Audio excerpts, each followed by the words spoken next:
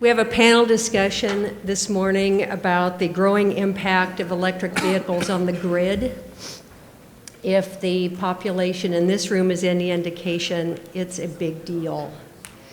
I'm Ann McCollister, Director of the Nebraska Community Energy Alliance, an interlocal cooperative agency of about 38 governments in Nebraska that came together in common cause to begin building EV charging infrastructure across Nebraska in 2014. NCEA's mission is to build and promote advanced technologies in transportation and buildings. We picked electric transport and large-scale utility solar as the two advanced technologies with the biggest advantages and the biggest bang for the buck in both of those sectors. With funding from the Nebraska Environmental Trust, NCEA has developed over $9 million in projects with local match and trust funding in both EVSE, residential and commercial charging stations, and solar projects throughout Nebraska. Additionally, NCEA fully funded OPPD's first EVSE rebate program to populate its EV utility study pilot last year. NPPD and the City of Fremont Utility Department joined with utility pilots and rebate programs this year, and OPPD is nearing the end of its funding for its second rebate program. Data collected since 2013 from the EV and ChargePoint projects tell us we've reduced CO2 emissions by 387,937 pounds. This is the data from our commercial stations. We have reduced CO2 from the residential stations by 715,129 pounds. The economic savings or cost to own for EV owners from the data from those stations is 81,292 and 191,337 respectively. What's provocative about this finding is that basically from OPPD's residential study is that we had double the savings and emissions reductions in 1 year of residential use compared to 6 years of commercial use. So the impact of EVs on the electrical grid has profound implications on our environment and your pocketbook. Now we're going to delve into this. We have Scott Benson from LES, Kirk Estey from OPPD, Thad Kurowski from Tesla, and Joe Francis from NDEE. And we'll get started with Scott Benson. Thank you, Ann. Good morning. You know, at LES right now today, over 70% of our passenger fleet is either a hybrid, a plug-in hybrid, or an all-electric vehicle. And that started about 40 years ago with this beauty right behind me. That is an all-electric Plymouth Horizon that LES was driving around our service territory in 1980. Think about that. That's amazing. 40 years ago, LES was driving an all-electric vehicle. You know what's even more amazing? That it's taken almost 4 decades for those electric vehicles to finally be on the cusp of being more than a niche product in the automotive industry. So as we prepare for that, LES has been doing a lot of different research initiatives. And one of them, we're working with the Electric Power Research Institute, or EPRI, and they're doing a survey-based study where they're talking to customers in our service territory to try and figure out what moves you to get an electric vehicle, and likewise, what holds you from getting one? What keeps you from going out and making that plunge? And then they took that data from the surveys and they developed a model to try to predict what our market presence might be in the future. And what they came back with that model was in the year 2030, they expect 15% of all new vehicle sales in the Lincoln area to be some kind of electric vehicle. Now beyond that, they also looked at what can you do locally to try to either speed that up or slow it down depending on your whims. And what we found out is, practically speaking, not much. I'm going to give you an example of 3 things that didn't move the needle more than 3%. They didn't increase adoption more than 3%. One was free home chargers. Their survey said if you gave out free home chargers, level 2 chargers, you wouldn't get more than a 3% uptick. The other was if you gave a $3,000 rebate on the actual purchase of the vehicle, not more than a 3% uptick. And this last one blew my mind. If the electric utility gave out free electricity for all the charging for the life of that vehicle, not more than a 3% uptick. That one scared me a little bit, I will tell you. We don't usually give out free electricity. That's a rough market. So when you look at that, you know what? Two things. There's not a lot you're going to do to change it, but it looks like the wave is finally coming. So the other thing we have to do at LES is make sure we're prepared to handle it. So we've been working on another initiative with a contract with a company called Fleet Karma. I don't know if you can see this. If you can't see it, it's not your eyesight. It's really little. That's the idea. It plugs into the diagnostic port on vehicles. We've partnered with about 90 of our customers here. They're plugged into their personal vehicles. And they allow us to collect all kinds of data. Now, it's anonymous. We don't know which car goes with which customer, but we get all the data. We know when they charge that vehicle. We know how much energy they consume when they charge it. And because it's GPS enabled, we actually know where they charge it. We also know when they drive that vehicle, how many miles they travel, all the energy they consume. Now, we started that in about January of 19. It's going to go all the way through this year and all the way of next year, 2 years worth of data. And I brought a little snippet of it with me today. So that first chart, that's the charging information. So that's the average number of people charging at any time in the day from January through September. So this is pretty much up to date. And if you can't make it out, we got midnight on the left, midnight on the right, and noon's right in the middle. And what do we draw from that? You know, not everybody, but a lot of people, when they come home from work every day or they get done running their errands, they do what? They plug their car in. And so the active charging just goes up throughout the afternoon right into the evening. Now that's important to us, and the part we really look at is LES's peak, because that's where our system already has the most burdensome on it. So we don't want to have too many people charging at that period if we can avoid it. So we go in and we say, well, let's look at when we set our peak. In July. Same profile in July, as you can see. And let's zoom in on when that peak is actually set, between 4 and 7 p.m. That's the little red box. Now you can see between 4 and 7 p.m. in July, that's not when most of the people are charging. That's not the maximum, but you know what? We're a lot closer to the max than we are the minimum. So what do we learn from that? Well, unless you do something to influence that behavior, a lot of people are going to be charging at the time of our peak, which is putting stress on the system. And I said we also have information on where those people are charging. If you look at this pie chart, 95% of all the charging is happening where? In the LES service territory. That makes sense. These are LES customers. But if we dive into that, what you see is that 92% of the charging is occurring at home. So when everybody talks about, hey, we're going to put in charging stations, you know, that's a great thing to do. But you're not putting in charging stations for the people that actually live in your community. You're putting in the charging stations for the people that travel to your community. Because what we're finding with our data is the people who live here, they charge at home. And some people are shocked by that, and I say all the time, how many of you, if you had a gas pump in your garage, would you get gas anywhere else? You wouldn't, right? You'd get it in your garage. Same thing here. When you can charge at home, that's pretty convenient. And the last thing is that trip data. So again, this is an average, January through September, and you got two charts there. On your left-hand side, that's the average miles traveled per day. And on the right-hand side, that's the average minutes people spend driving per day. And we broke it down in two different buckets, plug-in hybrids and all-electric vehicles, but you can see they're not much different. So what can you see there? On average, typical commuter day, we don't have anybody going more than 25 miles, and we don't have anybody driving their car even an hour.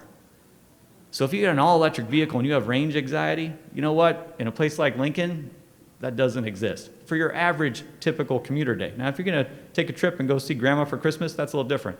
But when you're driving around town, that all-electric vehicle's got you covered. And when you look at the plug-in hybrids, most of those people, depending on your vehicle, but most of them, they're doing most of their travel around town on their average day on the electric side.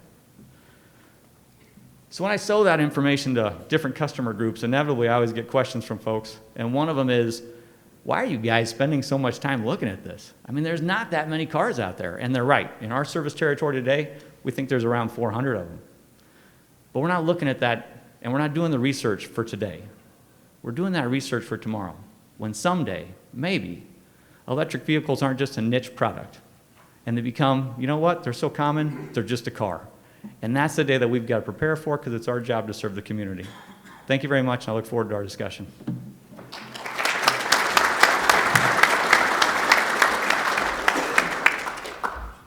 Good morning, everybody. Again, my name's Kirk Esty from the Omaha Public Power District. So some of the objectives today are what OPPD is working on. We want to, excuse me, on the edge of a cold, want to increase the number of EVs on the roads. understand how that's going to impact us as a utility, reduce overall carbon emissions. That is a major objective for OPPD. How to reduce the EV costs for buyers to increase the numbers, help them justify that purchase decision. We see our role also as providing education for people on EVs, and also helping people understand where the power comes from when they charge those EVs, which gets into OPPD's renewable generation profile. Whoops, blew through there. This is just a little graph showing the increasing sales of electric vehicles in America. You can see how back in 2010, real small numbers, and they're getting larger and larger. So the market is increasing for these. It is not flat, as some people have, some studies have said. And one of the things driving that is the increasing range of EVs. Look at these. I mean, we're approaching the average gas car can go about 410 miles, and we're getting all the way from the 90-mile range for some of the smaller ranges to the Teslas they're well over 300 miles. This data is not super accurate, but you can see how the ranges are just getting so high. It's almost like the electric cars are almost like gas cars in those ranges. So just a little bit of history on what OPPD has been doing to support the EV market. Back in 2018, we had 52 rebates of $4,500 and those are all gone. And then we had 90 rebates of $500 to have level 2 chargers in people's houses. And then just this year in 2019, we had $100 rebates for in-home charging to wire your house, to pay the electrician to come out and put in the plug. And then we also had $2,500 rebates to purchase an EV. And then we had $50 $500 rebates for the chargers themselves, and we do have some of those left. So we've also been going around talking with our dealerships to try to help them get up to speed on EVs, because we learned that they are not actually up to speed on those. There's a few salespeople that do a great job, but a lot of them that don't understand. So we've reached out and gone and met with them and put educational materials in the dealerships so that the customers are not left searching on the internet on their own and then just showing up at the dealership just for the final purchase. This graph is showing how, look what's happening in Britain. Now the number of public chargers actually outnumbers the number of gas stations. And so we feel that this is the trend that's coming, and from an electrical utility standpoint, there's big implications for us on the distribution and transmission side to make sure we can support this. This is just a little glimpse of where we're at today with public charging in this area. You can see there's about 30 stations. There's some level 2 stations, some level 3 stations, and some Tesla stations, Tesla only. But it's growing, and people can fill up when they need to. So what's coming from OPPD? We have a pilot that we're doing right now with 6 level 2 chargers. So we partnered with a few organizations in the Omaha area. You can see there, it's Omaha's Henry Doorly Zoo. That is a good application, we felt, for level 2 chargers, because it takes about 4 hours to charge a car. So you want to put those in locations where people are going to be for around 4 hours.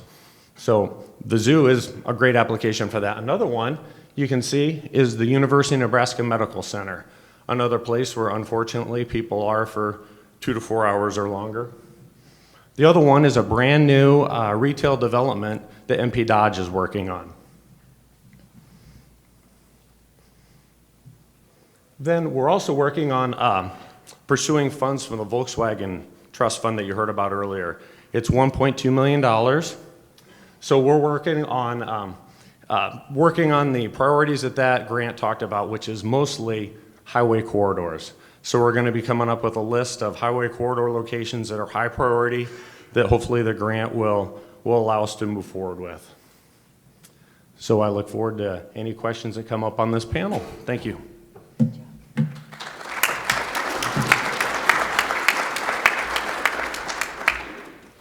Hi, everybody. Thanks for having me. I'm Thad Karowski with Tesla. I manage policy initiatives across the group of Western and Midwestern states. I have a lot of slides to get through, beginning with some of the requisite pretty pictures of some of our amazing products. So let's get to it so we can get to the Q&A. This is our mission. I won't go through that. This is just a quick shot of our current product suite. This is what we use currently to fulfill that mission, from our vehicles all the way over to our software. This is I guess a closer look at our current product offering on vehicles, from the Model S through the Model Y, which will be coming out later this year. So I want to focus in on charging, and we follow as you've heard today, kind of the charge where you park philosophy, whether that's home, work, or for long distance travel. For those of you new to EV charging, this is the 3 levels of charging. It's a quick description of each, focusing on the charging for light duty vehicles. We can come back to this slide if folks have questions on that. This is the charging equipment that Tesla offers today for our customers. On the right, you'll see 2 versions of our DC fast charger, the supercharger, used to facilitate long distance travel. And then we have the sleek looking one, the second from the right, which is our urban fast charger. That's really used by customers who don't have access to charging at home, and also don't have a lot of time to sit with their car where there are longer dwell times needed, like a level 2 charger. And then the last on the left is your right, is the wall connector, or level 2 charger, which we use for a destination or workplace charging, and also for residential settings. This is a quick look at the US. Our DC fast charging network. We continue to expand that across the United States. The red dots are existing, gray dots are our planned expansion. Again, this is designed to facilitate road trips and when you need a quick charge. The numbers at the bottom of the screen here are our global deployments. Excuse me, those are not US. But let's take a quick look at Nebraska. Nebraska has 5 destinations currently. Again, we are constantly looking for new locations and looking to expand that, whether that's going east-west or north-south, depending upon where our customer, frankly, we see the need for those. Let's see. Okay, so you've heard a lot so far about the EVs and seen some of the trends. EVs are coming to Nebraska, but they're coming relatively slowly by comparison to some other states. I expect that to be increasing fairly substantially, I would say, over the next 5 years, based on, if you see some of the news, the research and development and the investment that's going in by all of the other manufacturers, as well as Tesla, as well as new competitors, frankly, in the manufacturing business. But my expectation on that expansion is, based on a lot of factors. With the low numbers that we currently see here in Nebraska, it may seem like there's going to be a long time until you see some sort of substantive dent in the total number of vehicles. But if you look at the states like Washington, California, Colorado, a number of the East Coast states, excuse me, the adoption numbers have been increasing pretty rapidly over the past 10 years. So they've had kind of this long ramp-up period with what I would qualify as more second-generation vehicles with a bit longer range. With Nebraska being a bit behind the curve compared to some other states, my sense is that once we see more compelling vehicles come next year, really, that adoption curve is going to start to get steeper here, and the time period of adoption may actually be shortened in a place like Nebraska, because as we see those vehicles come out, a new electric F-150, an electric Tesla truck, an electric Rivian truck, some of those more useful vehicles for rural applications to have that immediate torque, a place to plug in your tools when you need them, and long distance abilities to travel, those vehicles are going to be really compelling. So for utilities, I think preparation is going to be the key.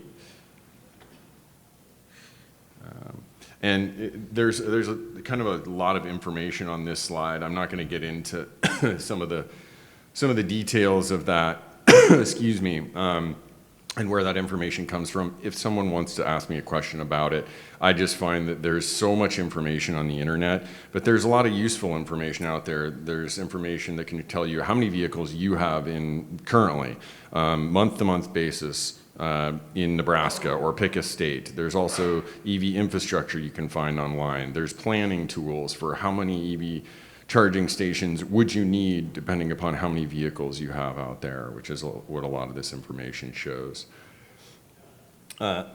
So, excuse me, in some instances, people think about EVs and they're like, wow, this is kind of a niche market. You know, we see charging every once in a while popping up. I'm noticing it in different places.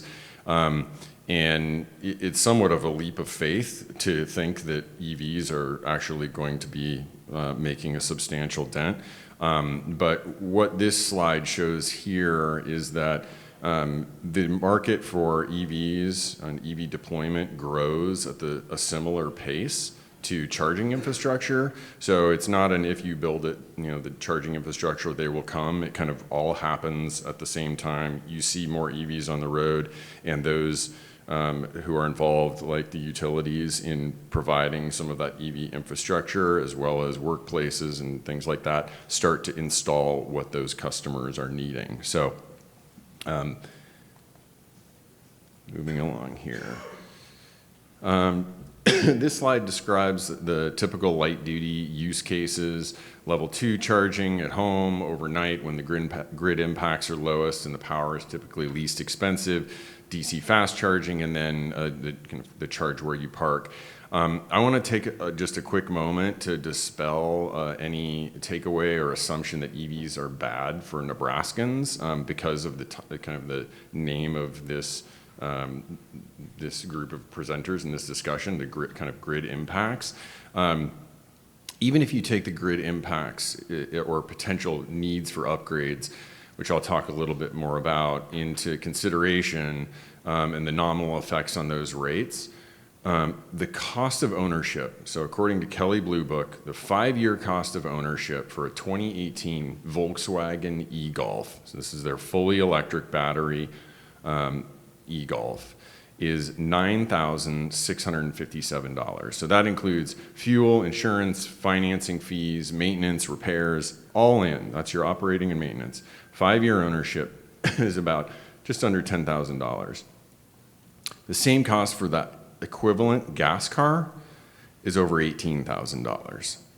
So even if you take those nominal impacts on the grid and the potential for upgrades that would need to be facilitated, and the impacts potentially of those rates on customers, the savings per vehicle or per family is likely going to heavily outweigh the cost for any grid improvements. Excuse me. This slide tries to provide some perspective on the amount of energy that EVs use daily. For the sake of time, I'm not going to spend a lot of time on that. Excuse me. A little more on rate design for the utility folks in the room and on the panel. Utilities really need to consider use cases for EV charging in rate design to reflect the cost to serve that customer. And by use case, what I mean is that whether you're a business and you've got a fleet of vehicles, or you're a residential customer living in a single-family home, if you're a multifamily customer, or someone who owns an EV but can only charge at work, you really need to focus in on what your rates look like for each of those use cases in order to facilitate and essentially charge customers what they should be being charged in those instances. And it can be more complex. And it can also require something that utilities haven't done in the past, which is revisiting rates more often than they have been used to historically. This is a graph from a group called the Rocky Mountain Institute. It's called From Gas to Grid, Building Charging Infrastructure to Power Electric Vehicles. And what this shows is that the variety of benefits that electrification can provide results in a savings for all customers between $744 and $9,600 per vehicle over time. And that includes with that big discrepancy is in part due to advancements in technology like vehicle to grid, so using your battery to deploy during peak periods in those afternoon times in July where the grid needs and your neighbor needs more energy. One kind of final thing on grid impacts.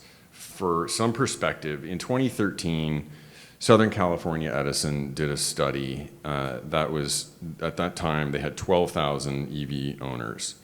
So again, we got about 1,700 here in Nebraska for perspective. So they completed a report and had 6 major findings. I'm going to tell you one of those and happy to get into the rest of them. The first and most important was their approach to managing EV grid impacts was simply just to meet their customer needs, give them the power when and where they need it. And all of the 400 upgrades that they made or they identified were made to circuits that serve EV customers. So, all of the 400 upgrades that were made to serve EV customers in those circuits, only 1% of that work was required due to additional power demands from EVs. So I think that provides some perspective on what are the actual impacts on the grid. I think that we've got a lot to look at over time, and folks here will need to continue to look at that. Oh, I went the wrong way, sorry. And I think that covers the majority of the information. I look forward to the discussion, and thank you for having me.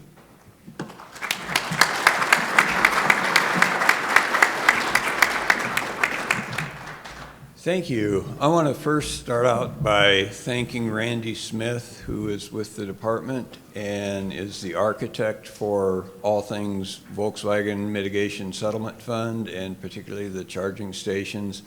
Also thank the Nebraska Power Association and all of you out there who have commented on what the department can do to make the wisest use of the VW funds. I'm going to do 2 things today: review what we have done with those funds to date, and also talk specifically about what we're doing, what we intend to do with the charging station funds. The trust fund allocation overall, it was based on the number of offending diesel-powered vehicles, Volkswagens, that each state had. So Nebraska obviously is on the low end with an allocation of $12.25 million. In the red print, under the zero emission vehicle supply equipment option, states were able to devote 15% of the overall fund to basically charging stations. We, under our plan that we submitted to the trust, elected to pursue projects under 5 different categories. The plan allocates 10% of the state's fund or $1.2 million, to electric vehicle charging. Other projects include replacement of transit buses and school buses, and other types of diesel vehicles and diesel equipment were funded under the federally funded Clean Diesel program. It's a combination of the Diesel Emission Reduction Act program and the Volkswagen funds. We also set aside 25%, held that in reserve for projects to be determined later. We've already dipped into that in funding school buses. There's been tremendous demand and requests for school buses, so we have dipped into that fund. I should say the eligible action funds can also be used to increase the electric vehicle charging to the allowable 15% level if there is such demand for that. This chart I'm particularly proud of in that it shows the amount that we have allocated for the 5 different uses, as well as the amount of money that we have committed. Nebraska really is among the leaders in states in putting those funds to use. We have the overall trust fund allows up to 15 years to expend the funds, and we will have expended the funds within probably 5 to 6 years. With regard to who has access to the funds, it's really essentially anybody but a private citizens, businesses, state, local, tribal governments, educational institutions, and so on. With regard to EV charging equipment specifically, if you go to the NDEE website, and I hope I didn't use too many E's there because it does just start rolling. If you go to the website, we have our application form on the website. There's also a program description which Randy has come up with to explain the EV charging program. We have established a prioritization system and a few requirements for the use of those funds. One of the requirements is that the chargers be made available to the public. We're also providing prioritization for highway chargers under priority corridors, priority highway corridors. As already stated, the funds cannot be used for single-family residences, and this process is a reimbursement process. We refer to it as grants, which they are, but the applicant won't get money until the project is done. I know that applications are now being feverishly prepared. The deadline for submission of the applications is November 15th. If an applicant is able to get the application to us really probably in about the next week and a half, we will be able to take a quick look up at that application and provide anything that jumps out at us in the way of comments. Get much beyond that, and we will not be able to provide that service. We're hoping to get the awards announced just after the first of the year. This slide shows the cost share that we're going to be participating in and what the eligible costs for a charging station are. Given that DC fast chargers are much more expensive than the level 2, we did decide to provide reimbursement up to 80% for DC fast chargers, 50% for the level 2. We're looking for applications where the applicant is going to be putting skin in the game. In other words, if we get an application in that's 100% reliant on grants, that probably won't score as highly as an application where the applicant is putting in their resources in addition to any grants that they may be receiving. The eligible charging sites that we're looking at are, as mentioned, the highway corridor sites, public and destination sites, state parks, specific tourist attraction, that type of thing, and workplace sites. At the workplace site, we realize there's going to be a lot of applications there where the general public may not have access to inside the gate. In those cases, as long as the workplace provides charging stations outside the gate, that would be considered an eligible application. With regard to the highway corridor sites, we're looking at sites that are within 3 miles of a state or federal highway. The highway corridor sites, priority sites, will have to have both a DC fast charger and a level 2 fast charger. Hotel sites may have a DC fast charger. They're not required to have a fast charger. Level 2 chargers would suffice there. And And again, the sites along the highway corridors that are identified on this slide will be given priority. It's really important to emphasize that we will consider highway sites other than the priority sites that are listed here. It's really interesting with EV charging. You've got 50 states and probably 50 different ways of coming up with the EV charging programs. Michigan, for example, took information from their Department of Transportation with regard to the volume of traffic, and relied 100% on that information to establish the number of sites and the location of those sites. So it's really all over the board with regard to how states have done this. This is information from the Department of Transportation that shows where the heaviest traffic is, and so we have prioritized those sites. You'll note that the I-80 corridor is not prioritized. Electrify America has really pretty much taken care of the I-80 corridor. There are charging sites in Council Bluffs, Lincoln, Grand Island, Lexington, North Platte, and Ogallala. So in closing, we do reserve the right to partially fund an application, again, depending on the number of applications and the amount that we get. It's going to be a real interesting end of November for us, and encourage your continued participation and comments. And again, if you're preparing an application and can get it to us quick, we'd be happy to take a look at it, but that's going to have to occur very soon. So thank you, and we'll look forward to making announcements on the awards just after the first of the year.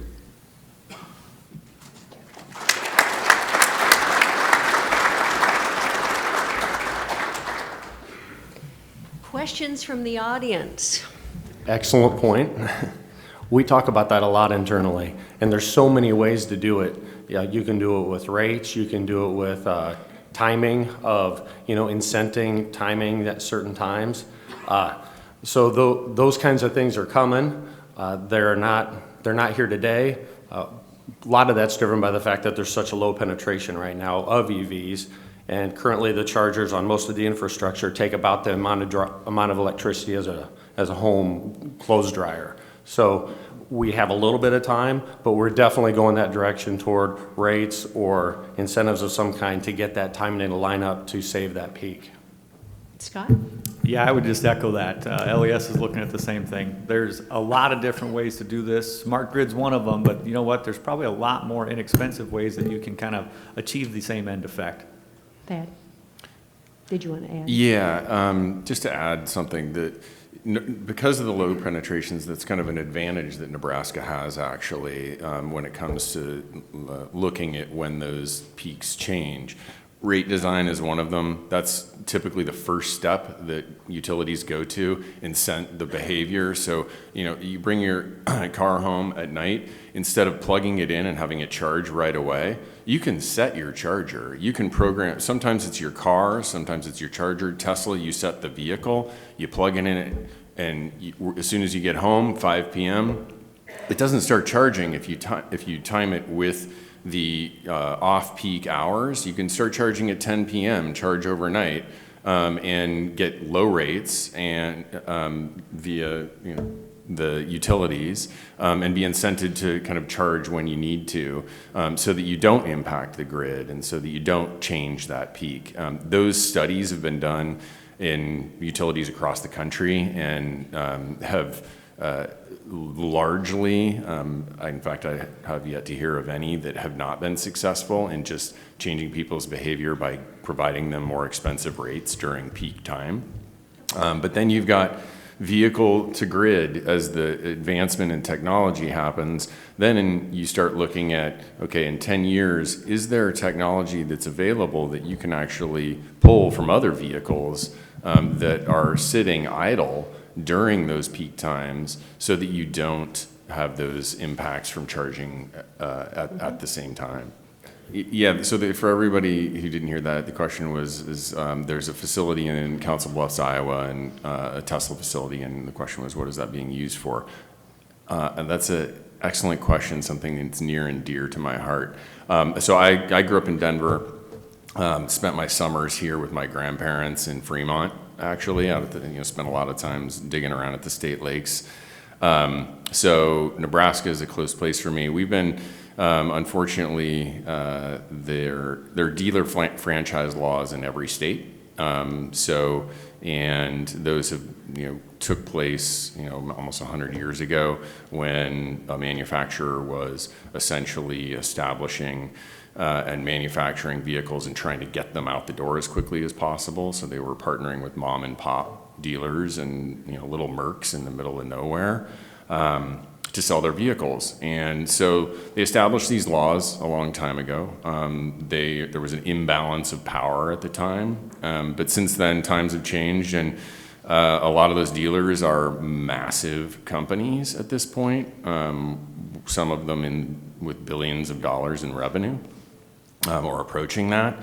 And so we think that there's a time to start changing some of those laws. And one of the things that we've been doing is trying to change the laws here in Nebraska. Currently, we cannot have a facility, Tesla sells its vehicles directly to the customer. We do not have franchisees, excuse me, and we also service all of our own vehicles ourselves, so we're fully vertically integrated. But current law prohibits us from actually opening a service center and servicing our customers here. We've tried to change that in the past couple of years. We think it makes sense to be able to open up competition here. We think it's better for the customer as an end result. And so the reason why we opened up in Council Bluffs, Iowa, was to serve our customer base here until that's changed. The question was, do we know who has applied or who's going to apply, and will there be enough money? I think that's the bottom line. And the simple answer is no. We do not know who's going to apply for sure. We know that, obviously there have been a number of calls, and so we have an idea of who's going to apply. In terms of the demand, I'm guardedly saying that we will receive much more in the way of requests than we have supply, but we really won't know that for sure until November 15th. It's been said that as early as 2023, electrification could be as disruptive to the car market as cellular service was for wired telephony. How would a sudden expansion of EV charging affect Nebraska utilities from the ratepayer's perspective? Take that one. Again, it's what we've been talking about. It's when that charging occurs.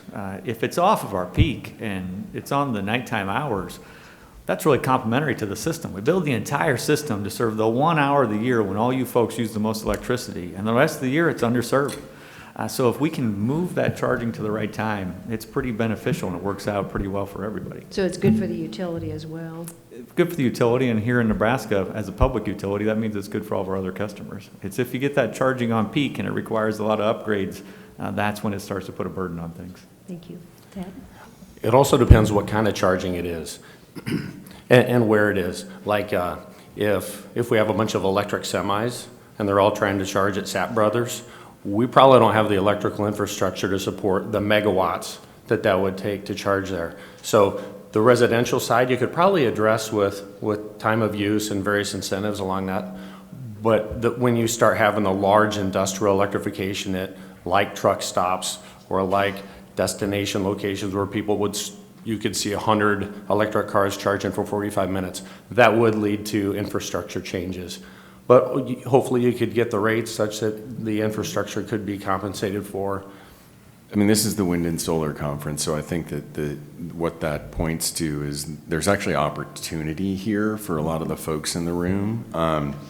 As we see higher penetrations, and depending upon the point that you made and the use case, and if there's a fleet of large vehicles and there's a high demand or a heavy demand on the system in a particular location, that is all going to need to be sorted out, and there will be impacts from that. But when you think about it, customers will choose and fleet operators will choose to provide the infrastructure for those vehicles where it's least expensive. So that's going to be a kind of a two-way street between the utilities and those suppliers. But more importantly, I think as energy storage and wind, as we heard about earlier, can be paired with one another, bring in storage to be paired with some of the wind that's currently on the system, if not expand that. Here in Nebraska, you have an opportunity to deploy those resources when they're needed, and as we saw, wind's the cheapest thing that we've got right now, and that I don't think we're expecting to change. So there could be actually a lot of opportunity for folks here in the room. One of my jobs is to distill down into one thought for you what EVs mean. In Nebraska, our data indicates that for the same amount of money, I can drive 4 times as far in an EV as I can in a gas-powered vehicle and pollute half as much. That's just a better car. Thank you so much.